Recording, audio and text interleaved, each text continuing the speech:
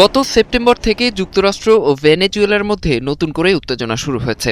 কয়েক দশকের মধ্যে ক্যারিবিয়ান অঞ্চলে সবচেয়ে বড় মার্কিন নৌ মোতায়েন এবং মাদকবাহী নৌযানগুলোর ওপর হামলার জেরে দুই দেশের মধ্যে এ উত্তেজনা দেখা দেয়। এর মধ্যে সোমবার প্রশান্ত মহাসাগরে আন্তর্জাতিক জলসীমায় আবারও হামলা চালিয়েছে যুক্তরাষ্ট্র। ভেনেজুয়েলার একটি তেলবাহী জাহাজ আটক করা কয়েকদিনের মধ্যেই চালানো এই হামলা নতুন করে উত্তেজনার পালে হাওয়া দিল।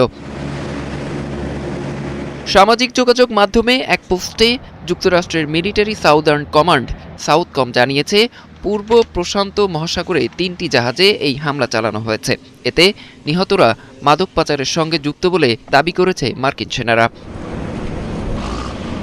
আন্তর্জাতিক আইন বিশেষজ্ঞরা বলছেন, গত কয়েক মাসে ভেনেজুয়েলার কাছাকাছি প্রশান্ত মহাসাগর ও ক্যারিবীয় সাগরে মার্কিন বাহিনীর চালানো এ ধরনের হামলায় এখন পর্যন্ত অন্তত ৯০ জন নিহত হয়েছে। এসব ঘটনাকে যুক্তরাষ্ট্রের সেনাবাহিনীর দ্বারা সংঘটিত বিচারবহির্ভূত হত্যাকাণ্ড বলে আখ্যা দিয়েছেন তারা। ভেনেজুয়েলার অভিযোগ, তাদের গ্যাস ও তেল সম্পদ লুটে নেওয়ার উদ্দেশ্যেই ওয়াশিংটন এমন করছে। তবে পেন্টাগনের দাবি, মাদক পাচার রোধের অংশ হিসেবেই তাদের এই পদক্ষেপ। এদিকে ভেনেজুয়েলার একেবারে কাছেই অবস্থিত ক্যারিবীয় দেশ ত্রিনিদাদ অ্যান্ড টোবাগো যুক্তরাষ্ট্রকে তাদের বিমানবন্দর ব্যবহারের অনুমতি দিয়েছে। দেশটি জানায়, আগামী কয়েক সপ্তাহে মার্কিন সামরিক বিমানগুলো লজিস্টিক কার্যক্রম, সরবরাহ পুনঃভরাট এবং সেনা সদস্যদের নিয়মিত রোটেশনের কাজে এসব বিমানবন্দর ব্যবহার করবে। অরিসুল ইসলাম, ৭১।